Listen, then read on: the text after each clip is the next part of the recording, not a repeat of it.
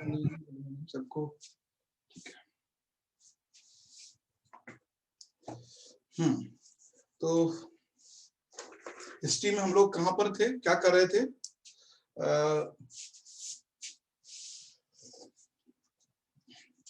अच्छा, गुप्ता चंद्रगुप्त ने बनाया था। अच्छा, उनके नवरत्न में कौन कौन थे ये? ठीक है, हम बात कर रहे थे कि चंद्रगुप्ता सेकंड, ठीक है। चंद्रगुप्ता सेकंड टाइटल है विक्रमादित्य, ओके, विक्रमादित्य, तो इसको विक्रमादित्य भी कहते हैं, चंद्रगुप्त सेकंड को विक्रमादित्य। और इसी ने महरौली में आयरन पिलर बनवाया था, ठीक है। जो महरौली का आयरन पिलर है वो इसी का है, महरौली का है क्या कि महरौली आयरन पिलर। देखिए क्या होता है कि कभी आपसे क्वेश्चन ये थोड़ा सा घुमा सकता है, तो आयरन पिलर को लेके वो ये हो सकता है कि कभी ये पूछे आप कैसे कह सकते हो। देखिए वह क्या है कि जो महरौली का स्तंभ है, ठीक है, जो महरौली का आयरन पिलर है, जो महरौली का आयरन पिलर है, उस पे लिखा हुआ है केवल चंद्रा, है ना, केवल उस पे चंद्रा लिखा हुआ है। ये जो महरौली का स्तंभ है उसके चंद्र लिखा हुआ है। अभी चंद्रगुप्त मौर्य भी हो सकता है, चंद्रगुप्त ये गुप्त काल का भी हो सकता है, लेकिन हम इसको गुप्त काल का क्यों मानते हैं, मौर्य काल का नहीं मानते? उसका रीजन ये है कि मौर्य काल में आयरन नहीं आया था बहुत बड़े लेवल पर, यानी जो आयरन था ना, लोहा, वो मौर्य डायनेस्टी के समय बहुत बड़े लेवल पे यूज नहीं होता था, लेकिन इसमें जो है आयरन का यूज ज्यादा हुआ है, इसलिए ये ज्यादातर टाइम पीरियड, क्योंकि इसमें कोई ऐसा ऑक्सीजन तो है नहीं जो हम सी कार्बन 14 से निकाल सकते हैं। तो कभी आपसे पूछ सकता है कि आप कैसे कह सकते हैं कि ये गुप्ता पीरियड का है, क्योंकि इसमें लिखा हो चंद्रा, तो चंद्रगुप्त भी हो सकता है, चंद्रगुप्त मौर्य भी हो सकता है। तो चंद्रगुप्त मौर्य होने के चांस कम क्यों है? उसका रीजन है कि मौर्य डायनेस्टी के समय आयरन बहुत बड़े लेवल पर यूज नहीं होता था, यानी आयरन का यूज बहुत कम था और इंडस्ट्री बहुत कम थी उस समय, लेकिन गुप्त काल तक आते आते आयरन का यूज बहुत बढ़ गया था, इसलिए हमें पता चलता है कि ये उसका है, ये चंद्रगुप्त मौर्य नहीं है, गुप्ता पीरियड का, ठीक है। अब बात आती है 9 जेम, यानी जो चंद्रगुप्त के क्या कहते हैं 9 नवरत्न हैं, ठीक है, 9 जेम है, जो नवरत्न है, ठीक है।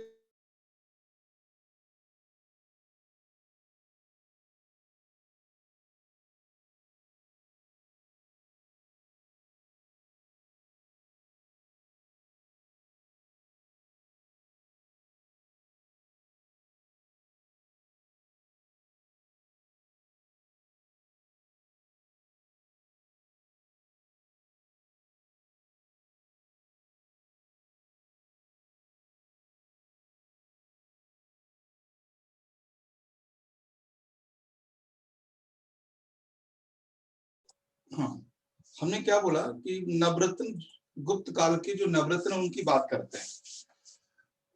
पहले सीधे से ये बनेगा कि जो 9 जेम है या नवरत्न है वो किस पीरियड में है, 9 जेम या नवरत्न, ठीक है। तो नवरत्न भारत के 2 राजाओं के समय है, एक तो गुप्त काल में है और दूसरा चंद्रगुप्त, जो दूसरा किसके समय है, अकबर के समय, ठीक है।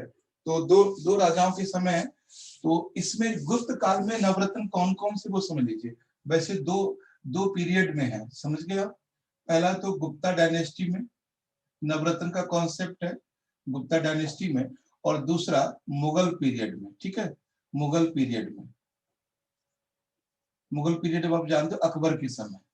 तो नवरत्न अगर बात करेंगे गुप्ता पीरियड की, तो गुप्ता एरा में कौन कौन से 9 जेम है, ठीक है, इसकी बात करेंगे हम।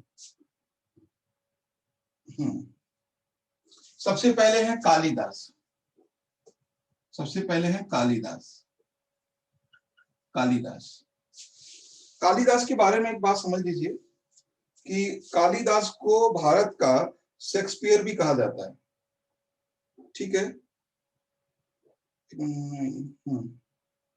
कालिदास को भारत का शेक्सपियर भी कहा जाता है।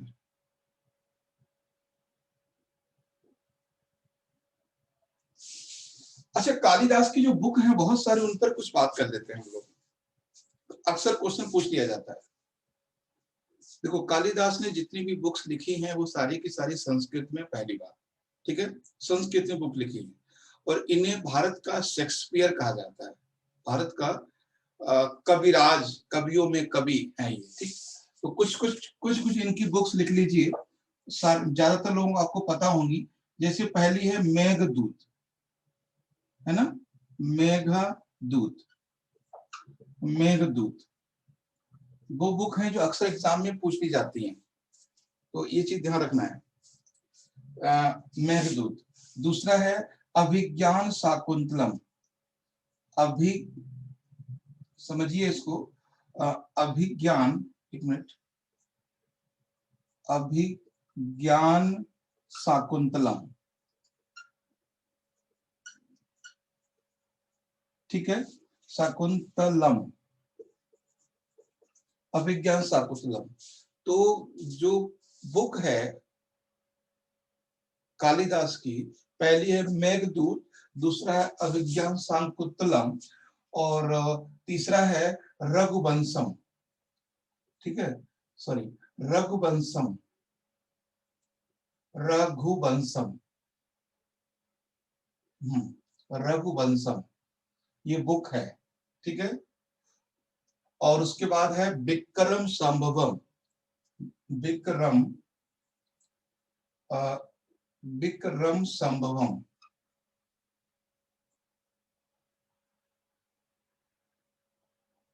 विक्रम संभवम। तो कई सारी ऐसी बुक्स हैं कालिदास की, और भी शायद आपको नाम याद होगा, मेघदूतम, अभिज्ञान शाकुंतलम और रघुवंशम, विक्रम संभवम, ये मुझे याद आ रही है अभी। वैसे तो बहुत बुक लिखी हैं, ठीक है। तो कालिदास की जो सबसे फेमस बुक है वो है एक अग्निमित्र भी है, अग्निमित्र, ठीक है, अग्निमित्र बुक का नाम है, अग्निमित्र, अग्निमित्रा, तो ये भी बुक का नाम है अग्निमित्र।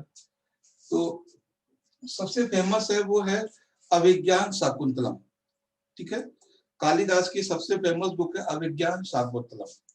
उसके बाद मेघदूतम है।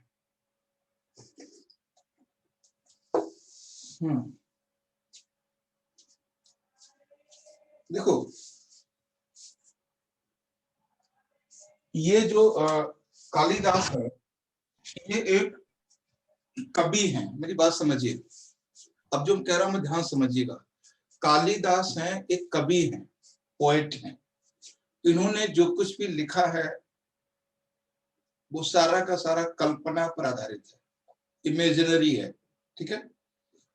और इनका सबसे बड़ा जो अचीवमेंट है वो ये है, इन्होंने जब आप कभी आपको मौका लगे तो ये अभिज्ञान शाकुंतलम पढ़ना, ठीक है। मतलब अगर आप इसको पढ़ोगे तो इतना इमोशनल है कि वास्तव में आपके आंसू आ जाएंगे। इसको अभिज्ञान शाकुंतलम अगर पढ़ने आप बैठ गए तो, अभिज्ञान शाकुंतलम है, अग्निमित्रा है, तो ऐसे इनके ये लिटरेचर हैं, बहुत ही इमोशनल है। तो इसमें उन्होंने जो अभिज्ञान शाकुंतलम में तो वन की, पेड़ पौधों, पत्तियों को भी ऐसा लग रहा है वास्तव में ये बोल रहे हैं, मतलब इतना अच्छा। 9th क्लास की उसमें है सर, हिंदी में है 9th क्लास के, ये अभिज्ञान शाकुंतलम, दश कुमार चरितम, ये सब था 9th में, 10th में, सॉरी 10th में, 9th 10th में होता है, हमने तो 9th 10th 12th में पढ़ते हैं हम लोग।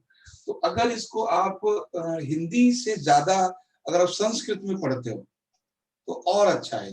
हिंदी में उतनी फीलिंग नहीं आ पा रही है, मैंने हिंदी में भी तो देखा। संस्कृत का ही रहता है, संस्कृत में ही रहेगा ये बुक। हाँ, हर लाइन को आप बहुत अच्छे से लिखा है, ठीक है। तो पहले तो बुक लिख लेना है, मेघदूत, अभिज्ञान शाकुंतलम, रघुवंशम और विक्रम संभवम, अग्निमित्रम, ये सब बुक है उनकी। बहुत सारी और भी है लेकिन सबसे फेमस यही है ना। ये जो रघुवंशम बुक है जो रघुवंशम है बुक, ये इसमें राम के पूर्वजों की कहानी है, राम के पूर्वजों की कहानी है, ठीक है।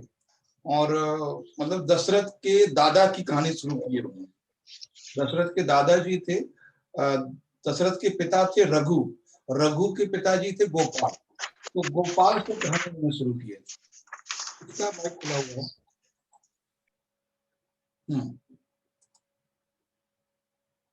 ठीक है, इसको समझिएगा। तो देख लेते हैं 9 जेम कौन कौन से हैं। क्या है? बोले हैं सर, जितना लिखा है सर कालिदास का बुक का नाम है सर ना? हाँ हाँ, ये कालिदास का बुक का नाम है। तो नेक्स्ट एक तो हो गए इसमें कालिदास पहले, ठीक है, कालिदास। और दूसरा नाम है हरिसेन, हरिसेन, हरिसेन, ठीक है, जो नवरत्नों में शामिल हैं। उसके बाद है इसमें धनवंतरी, धनवंतरी, धनवंतरी जानते हैं, ये मेडिसिन से संबंधित है, मेडिसिन से, बहुत फेमस नाम है। उसके बाद है 12 मिहिर, आप जानते हैं 12 मिहिर, ये किससे संबंधित है पता है? 12 मिहिर, 12 मिहिर,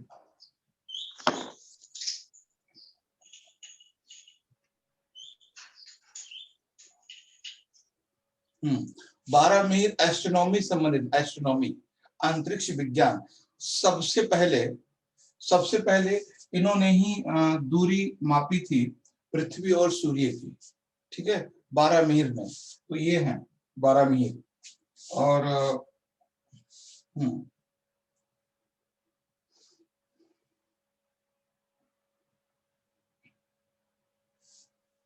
उसके बाद है इसमें भारूची, भारूची भी हैं, बारारुचि, बारारुचि, ये भी बहुत फेमस नाम है, ठीक है। और एक ज्यादा इंपॉर्टेंट एक है अमर सिम्हा, ये भी बहुत इंपॉर्टेंट है, अमर सिम्हा, अमर सिम्हा, अमर सिम्हा, ठीक है। तो ये भी हैं। और ठीक है, ज्यादातर इंपॉर्टेंट इन्हीं के बारे में आपसे पूछा जाएगा। एक बार मैं आपको चाहे तो पूरा समझ लीजिए, कालिदास, अमर सिम्हा, 4-5 ही इंपॉर्टेंट है, ठीक है। मैं एक बार मैं सारे लिखा देता हूँ, एक बार फटाफट लिख लीजिए कि मैं सोच रहा हूँ कि तो कभी आपसे क्वेश्चन बनेगा कि पूछेगा कि गुप्त काल को स्वर्ण क्यों कहा जाता है, तो आपको इन सबके नाम लिखने पड़ेंगे। और ये वो लोग हैं जो एंशिएंट में हम लोग आज कर पा रहे हैं, ये सारे लोग करके चले जा रहे हैं। एक बार यूपीएससी ने क्वेश्चन पूछा था, क्या शल्य चिकित्सा गुप्त प्राचीन भारत में थी? तो हाँ, बिल्कुल थी। शल्य चिकित्सा मतलब होता है किसी के जख्म का ऑपरेशन कर देना, किसी भी चोट का ऑपरेशन करना, या किसी भी बॉडी पार्ट का ऑपरेशन करना, उसको शल्य चिकित्सा यानी सर्जरी कहते हैं। तो एक बार सारे के पहला लिख लीजिए, इसमें शुरू से लिख लीजिए कौन कौन है। और अमर सिम्हा, ठीक है, क्योंकि हो सकता है कभी पूछ लेंगे। सिम्हा, सॉरी, अमर सिम्हा। दूसरा नाम है धनवंतरी, ठीक है, धनवंतरी। अच्छा, जो अमर सिम्हा है ना, इनका संबंध एस्ट्रोनॉमी और मैथमेटिक्स से है, अंतरिक्ष से है, ठीक है, इनका संबंध अंतरिक्ष से है। और धनवंतरी का संबंध इनका स्पेस से है, धनवंतरी का संबंध मेडिसिन से है, ठीक है, मेडिसिन से। तो ये ध्यान रखना, औषधि से, मेडिसिन से धनवंतरी। और उसके बाद है हरिसेन, तीसरा है हरिसेन। हरिसेन आप जानते हो, हरिसेन कौन है? ये पोएट हैं। इन्होंने क्या लिखा है? प्रयाग प्रशस्ति, हरिसेन ने प्रयाग प्रशस्ति लिखी है। दूसरे हैं ये कालिदास, ठीक है। तो कालिदास की बात करते हैं तो इनकी भी बारे में हम लोगों ने कर चुके हैं। तो ये भी कौन है, पोएट एंड राइटर, ठीक है, कवि और ये लेखक है। उसके बाद है कहा पानका, चौथा पांचवा नाम है कहा, कुछ नाम ऐसे जो आप लोगों ने कम सुने हैं, कहा पानका, ये भी एक, इनके बारे में ज्यादा कुछ पता नहीं है कौन, बस नाम है। उसके बाद है शंकु, ये भी मेडिसिन से हैं, ठीक है, शंकु ये भी मेडिसिन से रिलेट करते हैं, मेडिसिन से, ठीक है, ये भी मेडिसिन से है। उसके बाद है 12 मिहिर, सातवां है 12 मिहिर, 12 मिहिर, ठीक है, 12 मिहिर। और उसके बाद है 8वां नाम है, उसको देख लीजिए, 8वां नाम क्या है इसमें, बरुचि, BARARUCHI, बारूची। और 9th नाम है वो है बेताल भट्टा, बेताल, ये है, ये नाम है, ठीक है। तो ये 9 है, 9 है आपके सामने नवरत्न। इनमें सबसे अमर सिम्हा इंपॉर्टेंट है, धनवरी सारे इंपॉर्टेंट, हरिशयन है और ये है, और 12 मिहिर हैं, ठीक है। भरूची भी एक, ये भी मेडिसिन से हैं, ठीक, ये भी मेडिसिन से है। तो ये सारे लोग गुप्त काल से संबंधित हैं। अब इसमें कुछ भी पूछा जा सकता है ना। एक तो ये पूछा जा सकता है कौन सा नहीं है, दूसरा ये पूछा जा सकता है इनके बारे में, मान लीजिए हमने बात की स्पेस की, ठीक है, अमर सिम्हा की, तो पूछेगा कि गुप्त काल इनमें से किसके बारे में गुप्त काल के संबंध में सही नहीं है, तो विच sentence is not correct regarding the Gupta dynasty. अब वो इनमें से कुछ भी पूछ सकता है ना, कुछ भी पूछ सकता है। तो ये चीजें हैं, मतलब कुछ चीजें हमें डायरेक्ट समझनी पड़ती है, डायरेक्ट समझनी पड़ती है, सीधी सी बात है। मान लीजिए अगर आप यूपीएससी एग्जाम दे रहे हो, ठीक है, तो अगर आपके बारे में कोई कहे कि उनको देश के राज्यों की राजधानियों के नाम पता है, तो इसका मतलब क्या है कि आपका जो क्वालिटी है वो ये बताता है, आपको पता होने चाहिए, है ना। तो वही चीज यहाँ पर है, जो ये कर रहे थे उसकी वजह से बहुत सारे यहाँ पे क्वेश्चन बनेंगे। और इसमें कौन कौन नहीं है वो ध्यान रखना, वाल्मीकि नहीं है यहाँ पे, ठीक है, और चरक नहीं है यहाँ पे, पतंजलि यहाँ पर नहीं है, ठीक है, चरक नहीं है, वाल्मीकि नहीं है, पतंजलि यहाँ पे नहीं है ना, चरक पतंजलि वाल्मीकि यहाँ पर नहीं है। तो कुछ नाम ऐसे जो फेमस है लेकिन यहाँ पर वो नहीं है, ठीक है। तो ये थे 9 जेम, इनको याद रखना बहुत जरूरी है, यहाँ से एक क्वेश्चन जरूर मिलेगा। अब वो कैसे मिलेगा वो हम अभी नहीं कह सकते, लेकिन अगर आपने समझ लिया तो जरूर मिलेगा। सीधे पूछेगा कि प्राचीन भारत के लोगों को अंतरिक्ष के बारे में जानकारी थी, बिल्कुल थी, क्योंकि ये अंतरिक्ष के बारे में काम कर रहे थे। प्राचीन भारत के लोगों को औषधि का ज्ञान था, मेडिसिन का ज्ञान था, बिल्कुल था, है ना, एकदम था, ठीक है। तो इस तरह से चीजें पूछ सकता है, तभी यूपीएससी में ऐसा लगता है कि पता नहीं क्वेश्चन कहाँ से आया है, तो क्वेश्चन यहीं से आता है, कहीं और से नहीं, ठीक है। वॉइस आपकी इनएक्टिव है, मैं एक्टिव कर देता हूँ, ठीक।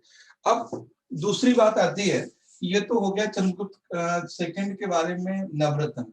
एक और घटना यहाँ पे होती है, वो होती है फाहयान, फाहे या कह सकते हैं हाँ फाहयान, कहीं की जगह पर ये भी लिखा हुआ है फाहयान, ठीक है। तो हिंदी में इसको कहते हैं फाहयान। तो ये कौन है फाहयान, बता सकते हैं, नाम एक ही है, Chinese traveler. चलिए Chinese traveler. Chinese traveler. That is a Chinese traveller, Chinese traveller, यानी ये चीन का यात्री है, ठीक है, ये चीनी यात्री है ना, चीनी यात्री। किसके समय आए हैं ये? गुप्ता पीरियड के समय, और गुप्ता डायनेस्टी के समय आया। और गुप्ता डायनेस्टी में किस में समय आया? चंद्रगुप्त सेकंड के समय, चंद्रगुप्ता सेकंड के समय, ठीक है, चंद्रगुप्त के सेकंड के समय ये लोग आए हैं, है ना। और ये भारत में इन्होंने किसके लिए आए हैं? स्टडी ऑफ बुद्धिज्म, ठीक है, ये बुद्धिज्म की स्टडी के लिए आए। मेरी बात समझ रहे हैं? ये बौद्ध धर्म की स्टडी। कभी आपसे पूछ सकता है कि फाहियान भारत क्यों आया था, तो फाहियान भारत में बौद्ध धर्म की स्टडी को लेके आया था, study of the Buddhism. First of all Fahien, who is the Fahien? तो Fahien is a Chinese traveller, ये चाइना का एक यात्री है, तो भारत में पहुंचते हैं कब? गुप्ता डायनेस्टी के समय, गुप्त काल में। और कौन उस समय राजा होता है? उस समय राजा होते हैं Chandragupta second, Chandragupta second. And क्यों आया है भाई? Study of Buddhism, study of Buddhism. He wrote a book, he wrote a book here, the name of book, एक किताब लिखी है उन्होंने, ठीक है। तो बुक का नाम लिख लीजिए, जो उन्होंने बुक को लिखा है, उनका बुक का नाम है फा ओ की। देखो चाइनीज नाम है, ऐसे ही होगा, हाँ, फा ओ की, तो ध्यान रखना है, फा ओ की। तो इनकी पुस्तक का नाम है फाओ की, okay. The name of book फाओ की, हाँ। Harisena related, Harisena is a poet, okay. Altaf Harisena एक पोएट हैं, और ये इन्होंने प्रयाग प्रशस्ति एक पोएम लिखी है टू द समुद्रगुप्ता, ठीक है, in the respect of Samudragupta. तो समुद्रगुप्त के रेस्पेक्ट में लिखी है, तो आप समझ गए आई थिंक। देखो जब भी हमें कोई टॉपिक समझ, ये सारी चीजें हमने यहाँ समझ ली है। अगर हम उसको किसी को समझाना हो तो हम कैसे करेंगे? देखो इसी को फॉर्मेट बनाते हैं। पहला, किसी टॉपिक का पूरा फॉर्मेट, पहला लिखेंगे आप लोग कि हु इज फाहियान, ठीक है, ऐसे लिखेंगे ना, हु इज फाहियान। फाहियान कौन है? सेकंड है लोग कि कंट्री ऑफ फाहियान, कहां से आया है ये। दूसरा है कि वेयर ही केम, वो कहां पर आया है, वो आपने लिख लिया। व्हाट वाज, उसने क्यों आया है, why he came India, India में क्यों आया। उसके बाद इसने कुछ वर्क किया है या नहीं किया है, तो इसने वर्क किया है, he wrote a book, that book is about the Indian society and Indian economy, ठीक है, Indian society and Indian economy and administration, ठीक है। मेरी बात समझ गए कि नहीं आप लोग? ये आपका वो चार्ट है जो सारी चीजें आ जाती हैं इसमें, है ना। कभी भी आपको अगर किसी को पढ़ाना हो, है ना, किसी को आपको पढ़ाना हो और कहीं आपको किसी के सामने बोलना हो, तो आपका खुद का फॉर्मेट रहना चाहिए। Who is the Fahien? Fahien कौन है? Fahien is a Chinese traveller. Second, he came from China, China चाइनी हो गया। वेयर ही केम, वो कहां पर आया, he came in the Gupta dynasty, है ना, in the kingship of Chandragupta II, and other name Vikramaditya. Why he came? He came to India for the study of Buddhism. Clear? And work book, he wrote a book Faoki. Faoki is about the India society, administration and economy. ठीक है, कोई भी अगर book कोई लिखता है तो ध्यान रखना है, तीन चीजों के बारे में बुक लिखता है वो। पहला होता है सोसाइटी, ठीक है, सोसाइटी यानी समाज के बारे में लिखेगा पहले। तो दूसरी बात कि वो उसके इकोनॉमी के बारे में लिखेगा, व्हाट अबाउट इकोनॉमी। सेकंड, वो लिखेगा एडमिनिस्ट्रेशन के बारे में, यानी प्रशासन के बारे में। तो तीन के बारे में है। तो कभी आपसे क्वेश्चन बन सकता है, सोसाइटी के बारे में लिखेगा। फायान ने ही लिखा है कि भारत लुटेरों का देश है। फायान ने लिखा है भारत एक लुटेरों का देश है। इस साउदी में हुआ क्या था कि वो जब स्टार्टिंग में आया तो वो नॉर्थ वेस्ट से आ गया, मतलब उनको उसको आना था बंगाल और बिहार में, लेकिन वो वेस्ट बंगाल से ना होके नॉर्थ ईस्ट से नहीं आया, वेस्टर्न साइड से आ गया। Western side means Afghanistan region, Jammu Kashmir, Punjab, Haryana, western UP. तो ये तो वैसे खतरनाक एरिया है, यहाँ के तो भाई लोग वैसे निकलने देते हैं। तो इसको जो सामान था वो लूट लिया इससे, मतलब लोगों ने। तो उसने जाके लिखा है कि भारत के लोग बहुत लुटेरे होते हैं। तो बहुत अच्छा अनुभव नहीं रहा फायान का। तो ये क्वेश्चन आपका यूपीएससी पूछा है 2016 में कि who wrote that India is a country of robber. तो भारत जो है लुटेरों का देश है, ये फायान ने लिखा था। और दूसरा सेंटेंस ये था कि आने के लिए, अब देखो यूपीएससी क्या बनाता है क्वेश्चन, कि आने के लिए उसने जो रास्ता फॉलो किया था वो ये वाला रास्ता था, ये वाला रास्ता था। उसने इधर से आया वो इधर से, ठीक है। जब वो इधर से आया तो यहाँ उसको लोगों ने लूट लिया, लेकिन जब वो वापस गया, यहाँ वो रहा मगध में, वापस गया तो वो यहाँ से गया इस तरफ से, बोला पर इधर से नहीं जाएंगे। उसने बोला गया तुम्हारे यहाँ तो लोगों ने लूट लिया, तो बोला इधर से नहीं जाना, इधर लोग ठीक नहीं है, इधर से जाइए। तब उन्होंने नॉर्थ ईस्ट से भेजा उसको चाइना के लिए, ठीक है। ये 16 का क्वेश्चन यूपीएससी का है। दोनों सेंटेंस दिए थे कि किसने भारत को ऐसा लिखा है, दूसरा कि वो किस रूट से आया था, किस रूट से गया था, क्योंकि चाइनीज है।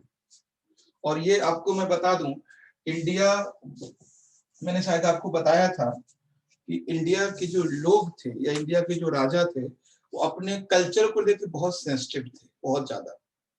और ये बहुत अच्छा हुआ कि चंद्रगुप्त मौर्य हो, चाहे वो चंद्रगुप्त अशोक, चाहे वो अशोक हो, चाहे चंद्रगुप्त, कोई भी डायनेस्टी हो, सब लोगों ने जो फॉरेनर ट्रेवलर आए उनका रेस्पेक्ट किया, हर किसी ने।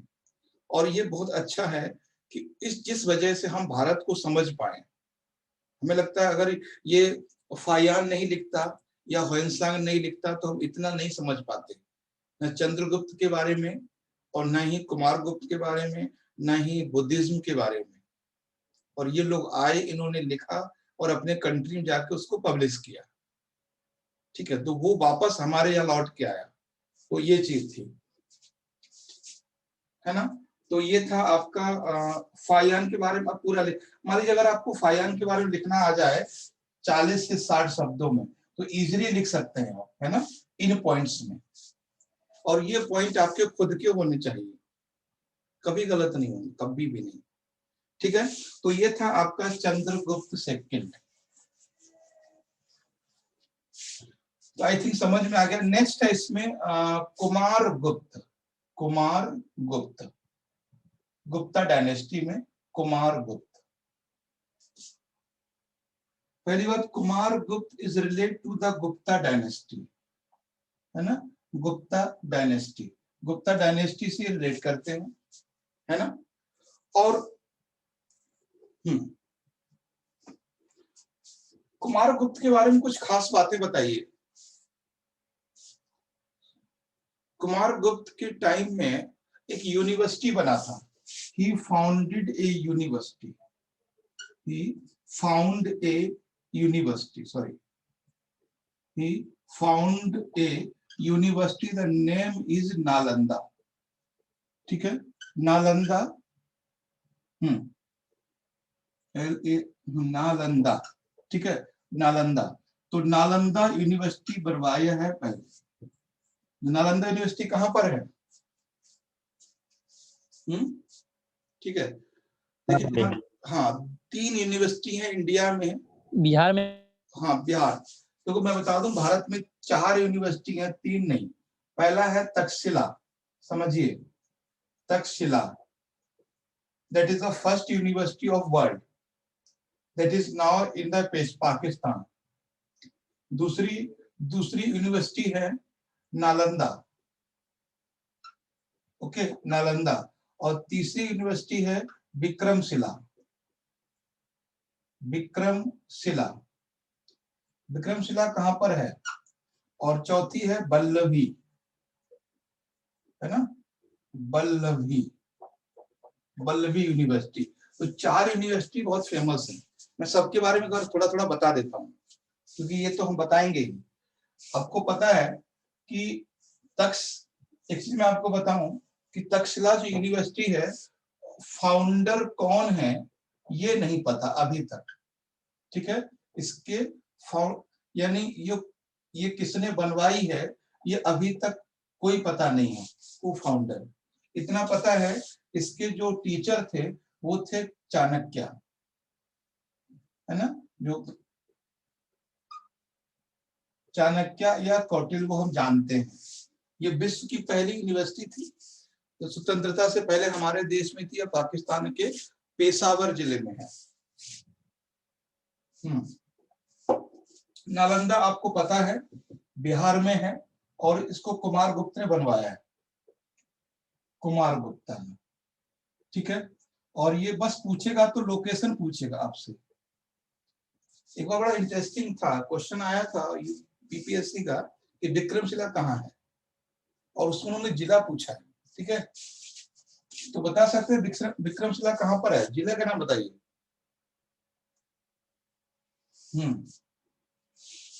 भागलपुर, ठीक है, भागलपुर में है और बिहार में। और इसको बनाने का काम किया था किसने, पाला डायनेस्टी में, ठीक है, पाला डायनेस्टी में बनी थी, और वो थे धर्मपाल, ठीक है, धर्मपाल ने बनवाया था। और एक बात जान लीजिए कि जो नालंदा यूनिवर्सिटी है और ये विक्रमशिला यूनिवर्सिटी है, both are universities related to the Buddhism and philosophy, Buddhism and philosophy. Nalanda university भी विक्रमशिला भी दोनों ही बुद्धिज्म से रिलेटेड है, और ये जो तक्षशिला है ये फिलॉसफी से है केवल। बल्लभी यूनिवर्सिटी गुजरात में, बस इतना जान लीजिए, बस इतना, ज्यादा इसके बारे में जानने की जरूरत नहीं है, क्योंकि इसके बारे में और कुछ डिटेल मिलता ही नहीं कहीं भी। तो बस ये जान लीजिए गुजरात में बल्लभी। तो बल्लभी सबसे नई है इनमें से, है ना। पूछेगा वर्तमान में भारत में सबसे पुरानी यूनिवर्सिटी कौन सी है, इंडिया की present time, that is Nalanda, ठीक है। अगर पूछेगा स्वतंत्रता से पहले, यानी जब पाकिस्तान नहीं बना था, तो कौन सी यूनिवर्सिटी थी, तक्षशिला, वो पूरे वर्ल्ड की थी, ठीक है। तो अभी कुमारगुप्त के बारे में हमने समझ लिया कि कुमारगुप्त के समय एक ही अचीवमेंट है कि उन्होंने नालंदा यूनिवर्सिटी का फॉर्मेशन करवाया, और नालंदा यूनिवर्सिटी में ही फायान रुके थे यहाँ पर, ठीक है, नालंदा यूनिवर्सिटी में, और कुछ खास अचीवमेंट नहीं था इनका। तो हमने नालंदा यूनिवर्सिटी के साथ साथ में ये यूनिवर्सिटी भी करवा दी है। कभी हो सकता है आपको क्रोनोलॉजी पूछ ले, क्रोनोलॉजी पूछेगा, या लोकेशन पूछ सकता है, ठीक है। क्रोनोलॉजी मतलब कौन सी पहले बनी कौन सी बाद की बनी, इस तरह से क्वेश्चन बन सकता है, ठीक है। नेक्स्ट हम बात करते हैं स्कंदगुप्त।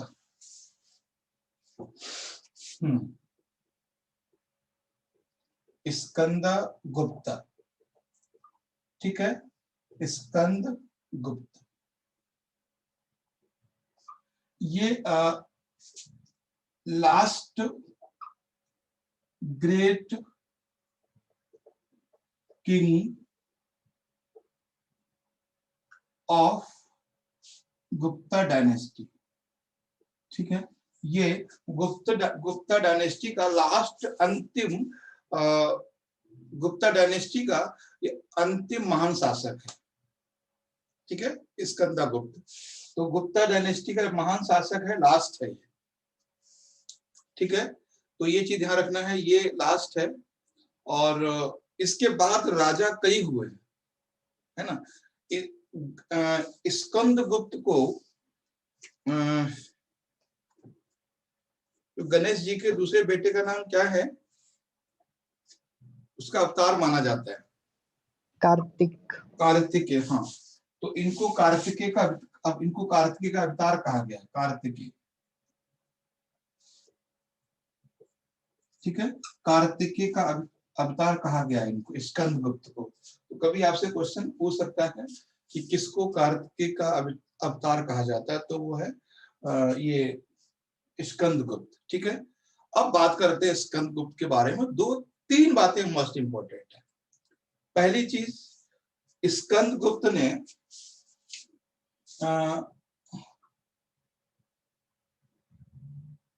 देखिए एक बड़ा सुदर्शन, चलिए वो चीज दूरी कर देते हैं आपको, सुदर्शन, ठीक है, सुदर्शन लेक है, सुदर्शन लेक, मेरी बात समझिए आप, सुदर्शन झील, सुदर्शन झील ये गुजरात में है, गिरनार में, ठीक है, गिरनार में है, गुजरात में। इसका निर्माण कराया था, इसका निर्माण हुआ था मौर्य काल में, ध्यान दीजिएगा, चंद्रगुप्त के सेनापति ने इसका निर्माण कराया था। यानी चंद्रगुप्त का एक अधिकारी, चंद्रगुप्त मौर्य का उनका एक अधिकारी था, चंद्रगुप्त मौर्य का एक अधिकारी है, उन्होंने सुदर्शन झील का निर्माण करवाया। कभी तो एक तो क्वेश्चन ये बन सकता है कि सुदर्शन झील कब की है, तो ये 320 बीसी में बनाई गई थी, यानी ये मौर्य डायनेस्टी के समय, ठीक है, यानी मौर्य काल के समय बनाई गई थी। अब कहां पर है ये? गुजरात में है, मेरी बात समझ रहे हैं? ये गुजरात में। एक चीज और इम्पोर्टेंट चीज है कि इसका मतलब है कि मौर्य काल में सिंचाई के साधनों का विकास हुआ था, ठीक है। झील लेक का फॉर्मेशन का मतलब क्या है? सिंचाई के साधन का विकास किया गया था। अब मैं सारी बातें इसलिए घुमा रहा था आगे पीछे कि मेन पॉइंट ये है कि मौर्य काल में सिंचाई के साधनों का विकास किया गया, यानी ये भी एक वेलफेयर का काम था, ठीक है, वेलफेयर का काम था। और इसके बाद जब आएंगे आप दिल्ली सल्तनत में, तो फिरोज शाह तुगलक ने नहरों का निर्माण करवाया, कैनाल्स का। अब अभी यहाँ पे कहने का क्या मतलब है, ठीक है, इसका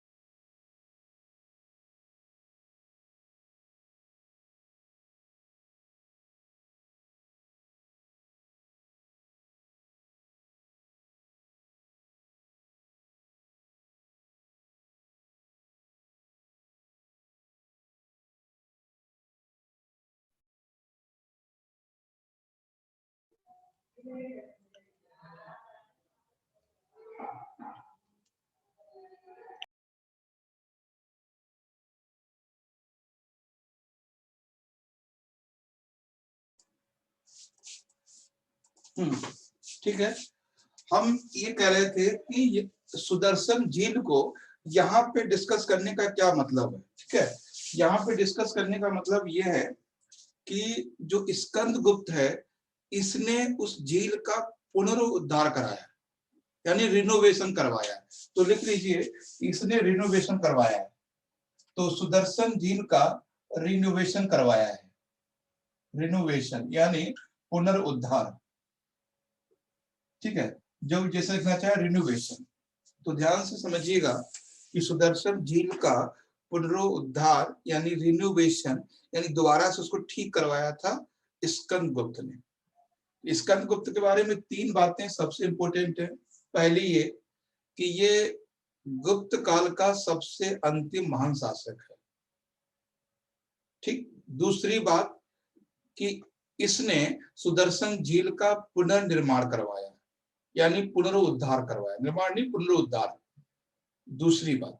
तीसरी चीज, स्कंदगुप्त को कार्तिकेय का अवतार कहा जाता है, थर्ड पॉइंट। फोर्थ पॉइंट समझिए, सबसे इंपॉर्टेंट है कि स्कंदगुप्त के समय सबसे ज्यादा हुड़ों ने आक्रमण किए थे, स्कंदगुप्त के समय। कभी आपसे क्वेश्चन ये बनेगा कि गुप्त काल में कौन सा वो राजा है जिसके समय में सबसे ज्यादा आक्रमण हुए थे, तो स्कंदगुप्त के समय। यानी हुनों के आक्रमण से यहाँ की चीजें बिगड़ना शुरू हो गई। इसीलिए गुप्त काल का सबसे अंतिम शासक होता है वो होता है विष्णुगुप्त। खैर उससे लेना देना नहीं है विष्णुगुप्त से ज्यादा। ठीक है, आई थिंक समझ में आ गया आपको। कुछ कुछ बातें समझ लेते हैं स्कंदगुप्त से। स्कंदगुप्त से, ठीक है, स्कंदगुप्ता। तो पहली बात है कि मैक्सिमम जो हून अटैक हुए हैं, ठीक है, जो मैक्सिमम हून अटैक, हून समझते हैं ना, हूना, सॉरी, जो हून थे मैक्सिमम हून अटैक, हून आक्रमण हुए हैं इस समय, सबसे ज्यादा हून आक्रमण हुए हैं इसी समय।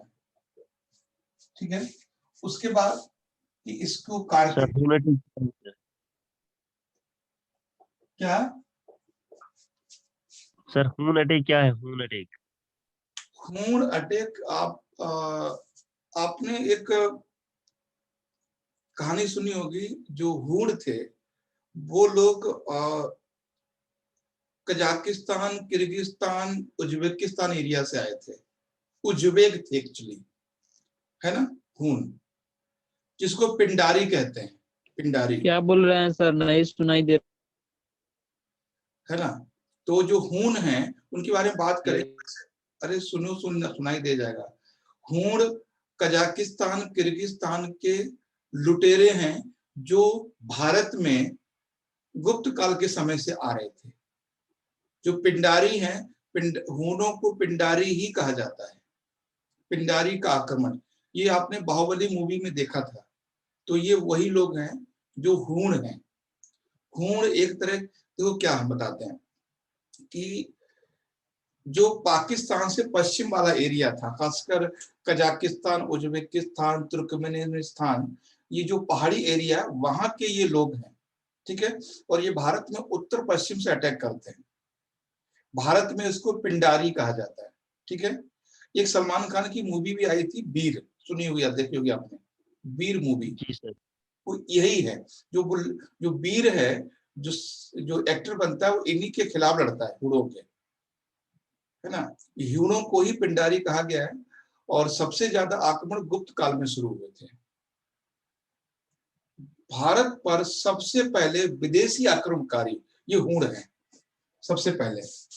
ठीक है, अब ये समझिए, लुटेरे हैं और कुछ नहीं है ये। ठीक है, आसपास के एरिया को लूटने के लिए आते हैं और कुछ नहीं।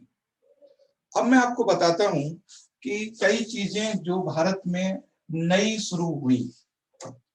पहला, आवाज नहीं आ रही है। आवाज क्यों नहीं आ रही भाई? आपको नहीं आ रही है, किसी और को? ठीक है, अब देखिए गुप्त काल में क्या क्या चेंजेस आए, एक बार हम बता देते हैं। ये बहुत काम के हैं आपके, कि गुप्त काल में क्या क्या परिवर्तन आए। तो पहले लिख लीजिए, changes in Guptas period. Changes, हाँ, changes in Guptas period, Guptas era.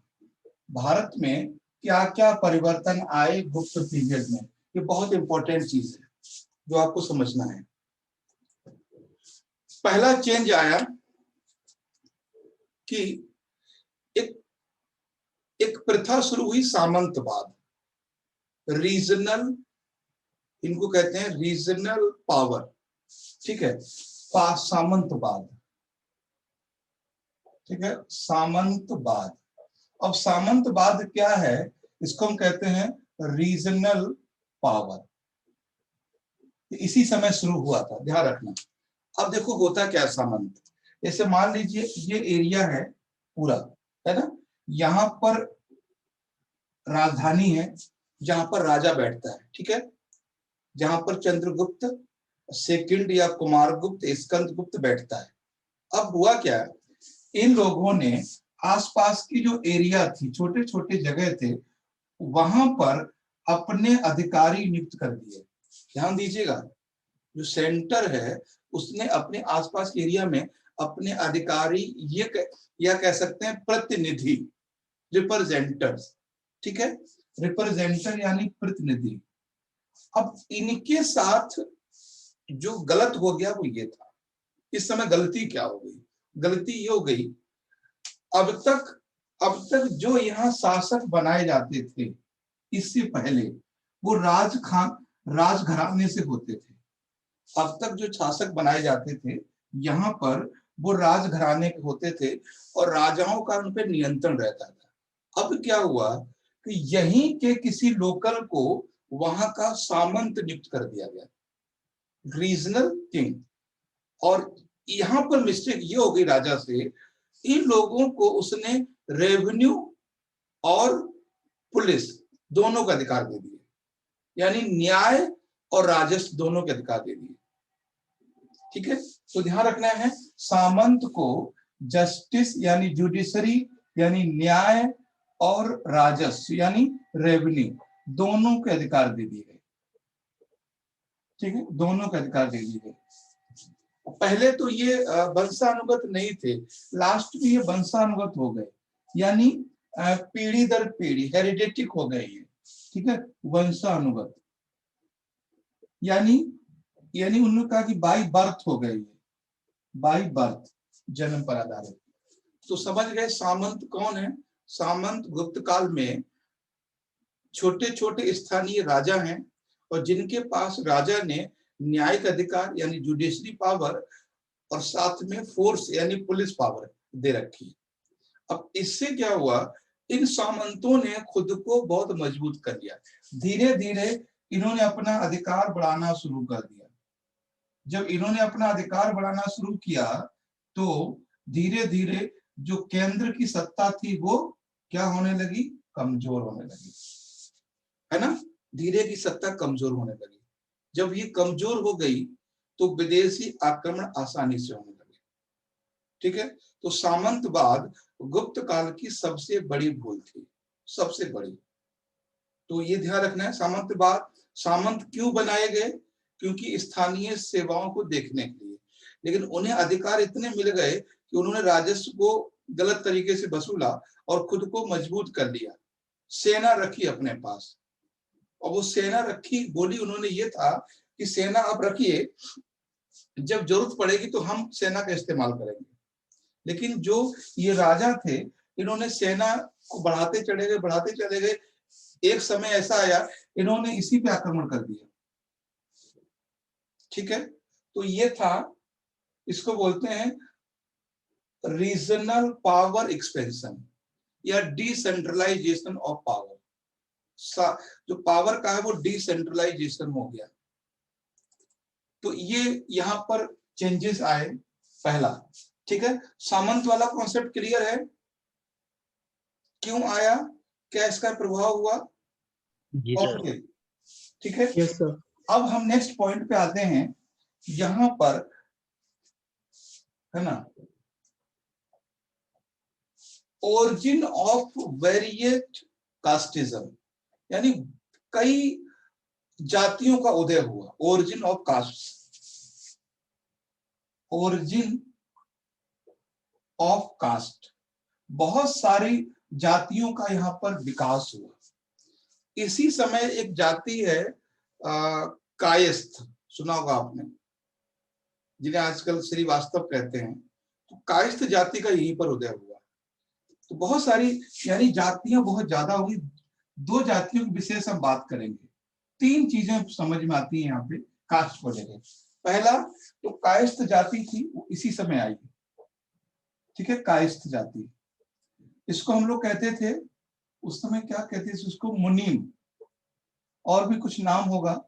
यानी जो कायस्थ जाति थी इस समय आई, ये वो लोग थे जो राजा के कागजी कार्य को देखते थे, यानी राजा के राजस्व के जो लिखा पढ़ी होती थी उसको देखते थे, है ना। यानी जो डॉक्यूमेंटल प्रोसेस या डॉक्यूमेंटल सर्वे का काम करते थे, डॉक्यूमेंट को कलेक्ट करने का काम करते थे। तो ये कायस्थ जाति। दूसरी जाति आई थी यहाँ पे चांडाल, चांडाल जाति। ठीक है, चांडाल। इस जाति का उदय भी यहीं पर हुआ है। चांडाल वो लोग थे जो गांव में नहीं रह सकते थे, यहीं पर चांडाल आए। ये वो लोग हैं जो गांव से बाहर रहते थे, और जब इन्हें गांव में जाना होता था तो ये कुछ बजाते हुए जाते थे, मतलब कुछ है ना, कोई ढोल या कुछ भी ऐसा रहता था जिससे आसपास के लोगों को पता चलता था कि ये लोग आ रहे हैं। तो ये जिस रास्ते से गुजरते थे उस रास्ते से लोग हट जाते थे, ताकि इनसे गुजर के हवा उन लोगों को न छू ले। ठीक है, तो चांडालों को गांव में रहने की इजाजत नहीं थी। ये लोग गांव से बाहर रहते थे, और जब ये किसी काम से, काम क्या होता है, जैसे कोई जानवर मर जाता था तो उसको उठाना है, या और कोई ऐसा काम था जो एकदम निम्न वर्ग का था, उसको उठाने का काम ये लोग करते थे। ठीक है, तो चांडाल जाति का उद्गम गुप्त काल में हुआ है। नेक्स्ट पॉइंट है, अस्पृश्यता की शुरुआत भी इसी समय हुई है। अस्पृश्यता यानी अनटचेबिलिटी, अनटचेबिलिटी। एक बात ध्यान रखना है कि अस्पृश्यता जो है वो वैदिक काल में नहीं आई थी। एक दूसरे को छूना नहीं है, ये वैदिक काल में नहीं था, ये गुप्त काल में आया था। ठीक है, तो अस्पृश्यता की शुरुआत इसी में हुई, अनटचेबिलिटी। चांडाल इसी में आए, कायस्थ जातियां इसी में आई, और भी बहुत सारी जातियां इसमें विकसित हुई। उसके बाद यहां पर दो कॉन्सेप्ट और आए। एक था पर्दा प्रथा, पर्दा प्रथा यानी नकाब। एक चीज मैं आपको बता दूं आज जानकारी के लिए आपके, जो नकाब है ना, नकाब क्या बोलते हैं इसको, है ना, नकाब, ये इस्लाम में नहीं है, ये बात ध्यान रखना। नकाब और पर्दा प्रथा ये इस्लाम में है ही नहीं। ठीक, जो हरियाणा, पंजाब, वेस्टर्न यूपी जो लोग घूंघट कहते हैं, घूंघट करते हैं, घूंघट, नकाब या पर्दा करते हैं, ये भी इसी समय आई। अब ये जो पर्दा प्रथा है या जो नकाब है, ये रिलीजियस नहीं थी, ये इस समय की जरूरत थी। पहली बात, एक बात ध्यान रखना है कि पर्दा प्रथा और नकाब प्रथा किसी धर्म से जुड़ी नहीं है। ठीक है, ये धार्मिक क्रिया भी नहीं थी। ये थी क्या, जब हुरों ने भारत पर आक्रमण किया, हुरों ने जब भारत पर आक्रमण किया तो भारत के लोगों ने अपनी महिलाओं, बेटियों को बचाने के लिए ये प्रथा मजबूरी में शुरू की। आपको पता है ये प्रथा पंजाब में है, हरियाणा में है, वेस्टर्न यूपी में, राजस्थान में है, उड़ीसा में क्यों नहीं है? है ना, उड़ीसा की महिला देखी कोई घूंघट रखी हुई आपको? या नॉर्थ ईस्ट की कोई देखी आपने? नहीं देखी। सिर्फ जो पर्दा प्रथा है या जो घूंघट प्रथा है, नकाब प्रथा है, वो सिर्फ वेस्टर्न यूपी, हरियाणा, पंजाब, जम्मू कश्मीर और ये राजस्थान में क्यों है? उसका रीजन है कि जो हूण आए थे वो इधर से आए थे। तो पर्दा प्रथा की शुरुआत हुई थी भारत में, और वो सुरक्षा के लिए हुई थी, ना कि कोई धार्मिक संस्कार था। ठीक है, इसी समय बाल विवाह हुआ शुरू। एक बात ध्यान रखना है, बाल विवाह यानी चाइल्ड मैरिज। ठीक है, चाइल्ड मैरिज कोई वैदिक कल्चर, चाइल्ड मैरिज भी इसी समय हुआ कि लड़की बड़ी हो जाएगी तो जो विदेशी है वो गलत तरीके से इस्तेमाल करेंगे, तो मतलब लड़की को बालिग होने से पहले ही शादी कर देते थे ताकि वो सुरक्षित हो जाए, चाइल्ड। और इसी समय एक कॉन्सेप्ट और आया था, जो आया था सती प्रथा, सती प्रथा। ठीक है, सती प्रथा। और एक बात बता दूं मैं आपको, तो सती प्रथा है वो भी रिलीजियस नहीं है। ये क्यों आई थी? इसी समय आई थी। सबसे पहला अभिलेख, सबसे पहला इसका एविडेंस मिलता है एरन अभिलेख में 510 एडी का, सती प्रथा। एरन सुना होगा आपने, एरन अभिलेख, एरन अभिलेख मिलता है, और ये गुप्त काल का है। ठीक है, ये गुप्त काल का है। इसमें पहली बार सती प्रथा का जिक्र मिलता है, पहली बार सती प्रथा का। ठीक है, अब देखो हुआ क्या था कि सती प्रथा का पहली बार जिक्र मिलता है एरन अभिलेख में और गुप्त काल में।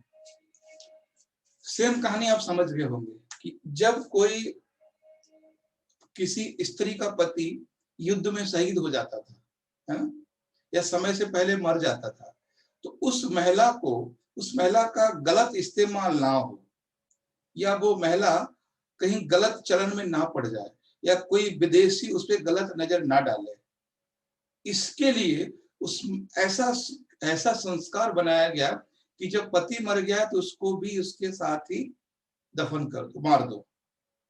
ठीक है, तो एक संस्कृति को बचाने के लिए, इज्जत को बचाने के लिए ये गलत प्रथाएं सारी शुरू हुई थी, चाहे वो पर्दा प्रथा हो, चाहे वो बाल विवाह हो, चाहे वो सती प्रथा हो।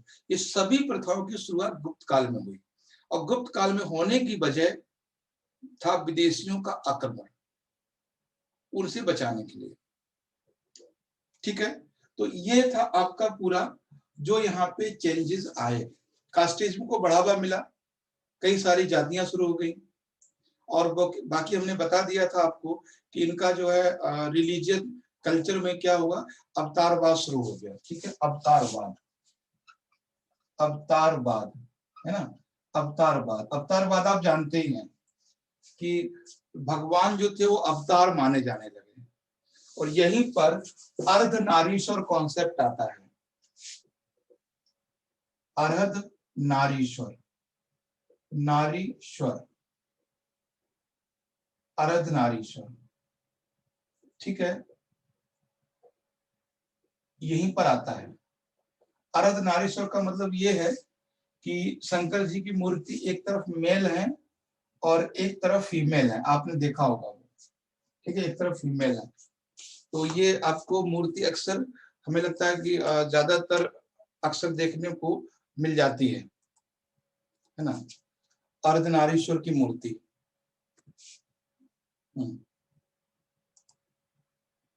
तो ये इसी समय आई थी, और उसका मतलब यही था कि हर पुरुष में एक स्त्री है, और मतलब काफी कुछ कॉन्सेप्ट था इसका। मैं आपको अगर एक इमेज अगर मिल जाए तो मैं आपको दिखाता हूँ कैसी है वो। देखिए, स्क्रीन पे लेके चलता हूँ, समझ जाएंगे आप। तो ज्यादातर लोगों ने देखी होगी ये जो मूर्ति आप देख रहे हैं, ये वाली, ये है ना, ये जो मूर्ति है, ये जिसमें शिव जी और पार्वती दोनों एक में बनी हुई है, तो ये मूर्ति पहले इसी समय आई थी। ठीक है, तो ये सारी मूर्तियां हैं, आधा पुरुष आधी स्त्री। ठीक है, तो ये तो ये था हमारा और गुप्त काल में जितनी चीजें हो सकती थी वो ये हो गई। बाकी प्रशासन रह गया, वो 10-15 मिनट का टॉपिक है, वो हम लोग कल कर लेंगे। ठीक, अब ये बताइए टेस्ट